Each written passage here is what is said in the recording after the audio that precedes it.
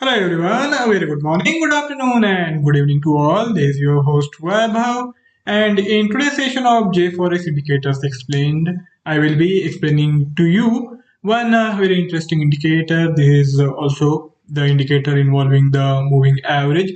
In this series so far, we have discussed various indicators using this moving average formation, and there is one such indicator. The name is Keltner bands. In the prior session, I had explained to you the Keltner channel, and this is more or less conceptually speaking, it is the same, but the functionality is a bit different. So we will be considering this indicator anew, and I will explain to you various formations which can be utilized while looking for trading opportunities. So let us now head to the JForex platform, which has been developed by the Dukascopy Bank SA.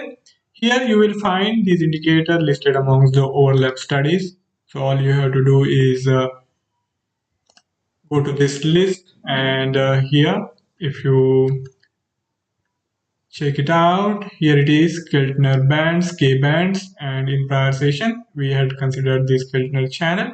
Alright, else you can simply do a quick search, and for that type in the Keltner and you will get it based on ATR. Alright, so this is the indicator and his Euro USD chart plotted on the hourly time frame for the each candlestick. So we are looking at these Keltner bands defined for last 20 hours of data using the ATR and the moving average. EMA, it's a moving average which we can't really change, and the ATR period is being used of the 10 candlesticks, and the ATR multiple is 2.5. So all these indicator settings can be customized as per our requirement. Now I will first explain to you the concept. It is quite simple. We use this middle band. Moving average is defined as the middle band, and in this case the EMA is our middle band. So whatever is the EMA value for last 20 candle periods, depending on that we will get this band. So we consider last 20 hours worth of price action, and depending on that we get this EMA plotted. And even if you plot EMA standalone, you will get the same plotting as just like this middle band. All right, and after that we get the ATR for last 10 candle periods. Now the interesting thing is that you can vary the calculation period for the EMA and the calculation period for the ATR. Suppose if you feel like that recently the volatility it has increased a lot, so you can keep the ATR calculation period shorter compared to the EMA calculation period, and you can get a good idea of the trend from the EMA, whereas you can judge the volatility from the ATR. So you can vary these two calculation periods, and it will work just fine. All right, so we get the ATR, and then we have to take multiple. You can take any multiplier. You can keep it 1, you can make it 2, you can make it 3. So we get the ATR multiplied by the chosen multiplier, and then we add and subtract it to the EMA value. So for upper band we add the same EMA plus ATR value using the multiplier, and we add it and we arrive at the upper band, and we subtract from the EMA and we arrive at the lower band. So that's how this indicator is plotted. So the calculation is fairly simple, the concept is also simple. Now we will consider its functional uses. The indicator gives us a good idea of the trend as well as the strength of the trend and the volatility in the given instrument. As you can judge from this Euro USD chart for last 2 days, I will zoom out a bit so we get a larger time frame data, larger time frame formation for this Keltner band. So here we have this Euro USD moving in a range. It is not exactly narrow, it is a range of around 150 pips, but the range is there, and it has been kind of moving sideways. It hasn't really gone in either direction. It declined first, then it reverted back, then again declined, then reverted back. Again in today's session we saw the decline. Of course, these are not going to be exactly the same values. We will have some fluctuation, some variations from the bottom and from the top. So that's always the case in the dynamic market. The important thing is that we get a good idea of the trend. So more or less, you can make it out that the underlying momentum has been sideways, and this volatility is a tad higher.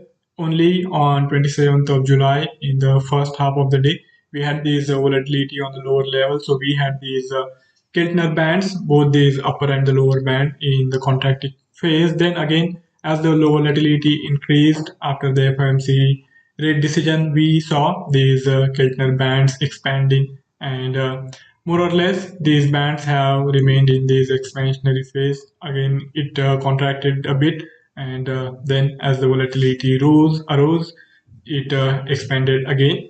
Now I feel that we are likely to see Euro USD trading within this range, and unless and until there is any clear-cut breakout, we are not really likely to see these Keltner bands expanding. So we can use these bands, the higher band as a resistance area and the lower band as a support zone. So we can take advantage of this formation. We can make our trading system to take advantage of this. So for that, all we have to do is get the trend right, if it is bullish or bearish or simply sideways. Once we get the trend right, we can define some resistance and support zone, and then we can place our orders accordingly. So you get these formation where we can utilize this lower band as the support zone and this higher band as the resistance zone.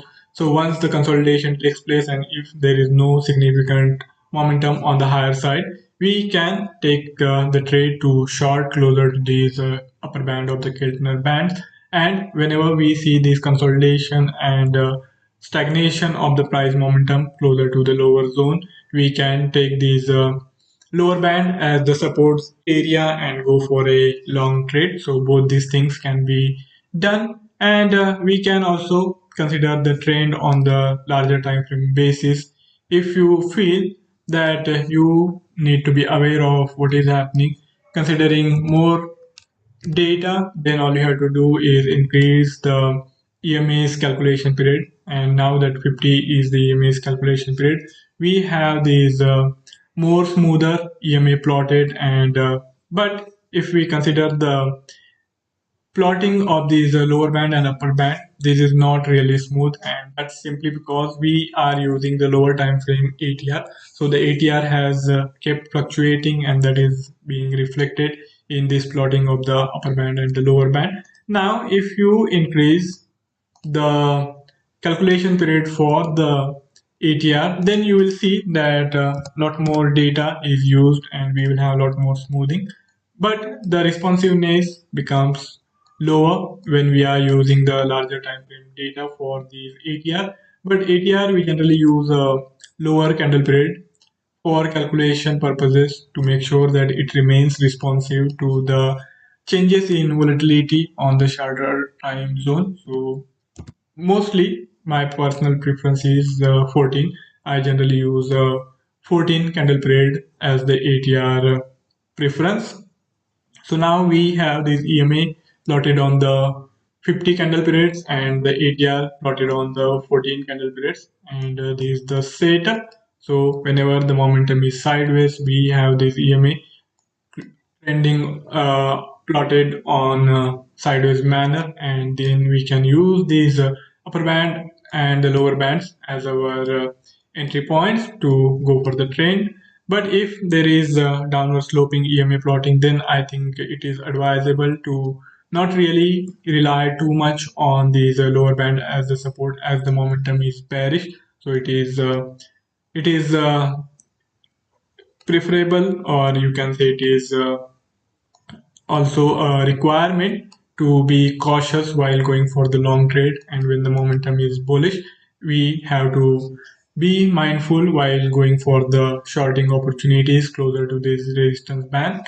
So we have to utilize both these things, the trend as well as the volatility and the strength of the trend, and we can make a good judgment out of it. So let us consider some customization options given to us on these platform. So we can use any of these: applied price, the close price, open price, high price, low price. And depending on the applied price, this formation will change a lot. So now I am using the open price as the applied price. If I make high price, then you will see the plotting has shifted on the higher side. If I use low price as the applied price, then the plotting for the Keltner bands has shifted on the lower side. And if I use median price, then again it has shifted somewhat to higher side. So we will observe this kind of changes depending on what kind of applied price is being used. So that's always a interesting parameter to work around with. And then comes the EMA period. If you want the EMA to be smoother, then you have to use the larger time frame for calculation of the EMA. But if you want these formation to be responsive for more fluctuations, then you have to use the lower time frame. So if we reduce this calculation period to say 25, then we will have a lot more responsiveness observed in the plotting of the EMA. The ATR period, as I explained to you, if we use the larger period for the calculation of the ATR, then the bands won't be responsive that much to the immediate fluctuations. But if you use the lower time frame for calculation of the ATR, then we will have a lot more responsiveness in these Keltner bands. The ATR multiple can be anything. If I reduce the multiple to 1, we will see that most often than not, we will have these prices kind of crossing above or holding below these lower bands and upper bands. So we have to observe the chart and then accordingly determine what kind of band is likely to work well. So we have to choose a multiple ATR multiple accordingly. All right. Now coming to the output, we can customize this combination in a colorful manner. So all we have to do is go for this color combination as per our choice. So we can play around with the style. If you don't really want the line to be plain and simple, all you have to do is change its width and the style combination. We want the middle line to be distinct, so I have changed its combination. Then we can also make all these three lines of three different colors, so that will be more pronounced to identify. All right, then the transparency option is also there, so you can carry out these changes. If you want the lower transparency, all you have to do is reduce the transparency and you will have this plotting. Now coming to the labels, we don't really have any options, so we go straight away to the advanced section. Suppose if you want the value for this plotted indicator to remain constant for whole of the candle period, then all you have to do is opt for this recalculation on new candle only, and only once the candle calculation will be there when new candle formation takes place, and that value for the indicator will remain constant for whole of the candle period. Otherwise it will keep fluctuating.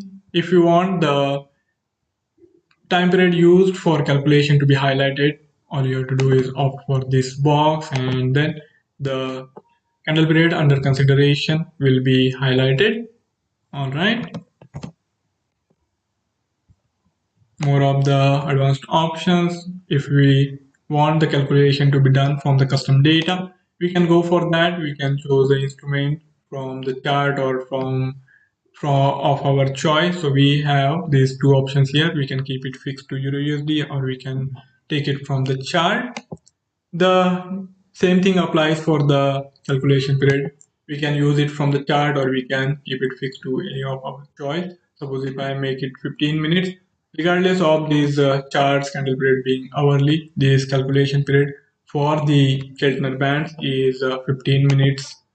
Okay, so this is the thing. Now I will restore it back to use from the chart.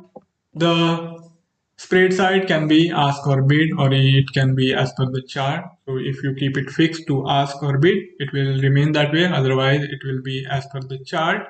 If I opt for this, the indicator will be shown on all the candle periods whenever the chart is changed from one candle period to another. But if I opt out, then it will be shown only on the chosen candle period and not on other candle periods.